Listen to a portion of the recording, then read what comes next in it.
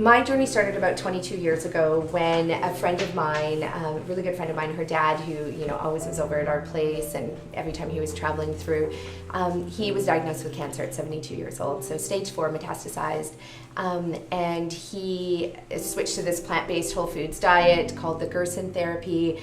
There was no salt, no sodium, high potassium, no refined products or anything like that. It had a liver detox component, it had a restore organs component, it had a juicing component, but diet, like the food, was a very much an important part of that. So he did this therapy and he was cancer-free within a few months. In the early 1900s, it was understandable that people might neglect food a little bit because we were preoccupied with infections. So if a person has pneumonia or some other kind of infection, the answer is an antibiotic. But modern medicine has carried that kind of thinking to modern conditions which aren't caused by bacteria or viruses. They're caused, for the most part, by unhealthy diet choices that throw our bodies into poor balance.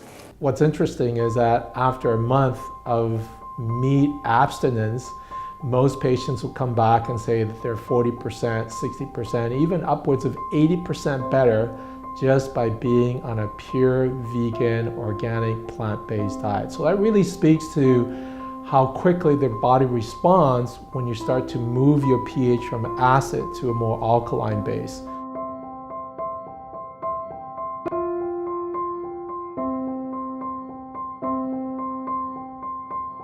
After about 5 years of teaching hundreds of clients and showing them how to reverse their diseases, and many of them had, end-stage diseases, many of them also had been scheduled to have organs removed, so surgeries.